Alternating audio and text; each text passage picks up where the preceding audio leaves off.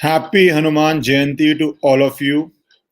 The times are dark, the times are grim. People are facing a panic situation, people are worried, people are tense.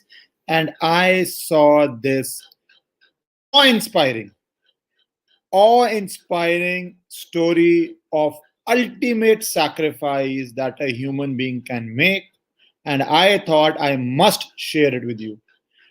It is easy to donate money if you have money. It is also easy to donate time, do seva. All those are great things you can do for society. But what this swayamsevak did, what this fine, unbelievable human being did, is the ultimate sacrifice, which I don't think so you will find anywhere in the world the likes of this. This is something special about Bharat. And I will tell you what that ultimate sacrifice is, what the entire incident is in COVID time when people are hoarding, when people are stockpiling. And I stop blaming them because there is so much of tension. If that elderly family member falls ill, there is so much of tension. In these times, this is a inspiring story I heard, so I will share it with you. And all those joining for the first time on the English YouTube channel, subscribe it, press the bell icon so that we can discuss and share such things. So, what has come out? Yes, Hanuman Jayanti. I started the talk by saying that. So, the news which has come out is this. Please listen to this carefully in these bad times. A gentleman, 85-year-old RSS swayamsevak,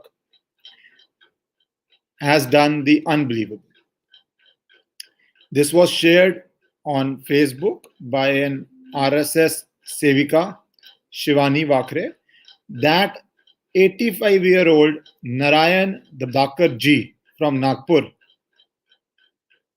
faced COVID. His oxygen levels dropped. He is 85, his oxygen level is dropping. His daughter tried to desperately get him a bed in the hospital like anybody would. And after a lot of tries and effort, she managed to reserve a bed in Indira Gandhi Hospital. She managed to do that. Dabdakar Kaka, as he is called by people who know him, Narayan ji, was taken to the hospital by his grandson-in-law. And there, the grandson-in-law and Kakaji waited for a hospital bed. And while waiting, this is what I said, the sacrifice. While waiting, he saw a woman who appeared to be in her 40s crying along with her children because her husband was in critical situation and was not getting a bed. So this Narayan ji saw this woman crying, and you know how desperate families are. Anybody who says it's not a real crisis, that's why I said, please understand how bad it is. And when he saw her crying, Kakaji informed the medical team that his bed secured so that he gets medical treatment, should be given to the lady's husband. Rehear it. He said the bed which has been secured for me be secured after a lot of effort, because it's very difficult to secure beds. Gave it and said to the hospital, please give it to the lady's husband, not to me. Even though he knew you will not get a bed again because there is an acute shortage. He said, I am 85 years old now. I have lived my life. You should offer the bed to this man who's in his 40s because his children need him. Then he made his grandson-in-law call up his daughter to tell her of his decision. Obviously, I don't know what went through the daughter's mind, how the daughter must have felt, because when you urgently need medical treatment and you give up your bed, then we know what will happen. No? We know the sad, unfortunate thing which will happen, that if you are not treated, it will be very, very difficult for you to survive. You are giving the ultimate sacrifice of your life. And I want to again repeat the name because this name should be known by everybody. Narayan Dabhakar ji. So that you all know the name. And he gave up his life.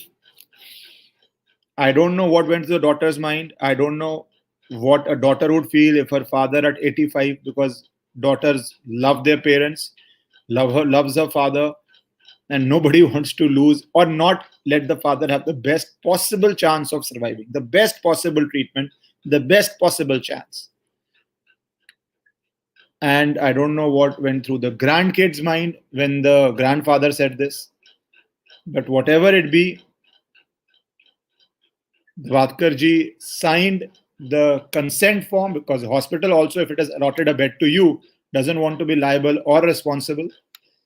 Hospital also obviously wants you to sign a consent form because they know the consequence. It is not that 2 ghante baad or 2 hours down the line you will get a bed. You will not get a bed 2 hours down the line.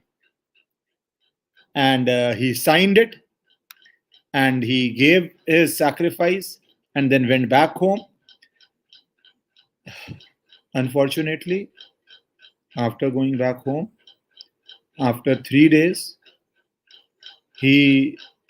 the inevitable happened, because he had given up his bed and all the treatments which come with it to the hospital, the facilities. He left for his heavenly abode. He passed away. His soul,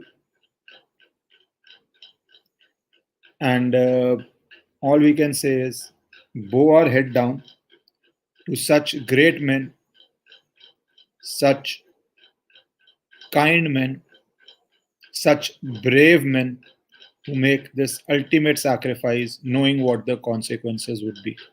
So I bow down my head in reverence, in absolute reverence to him. And I thought I must share this with you because we are only talking about panic and what is happening and the struggle, but these sort of things also we must talk about, we must spread, we must know. That's all I have to say. Be safe, please take care.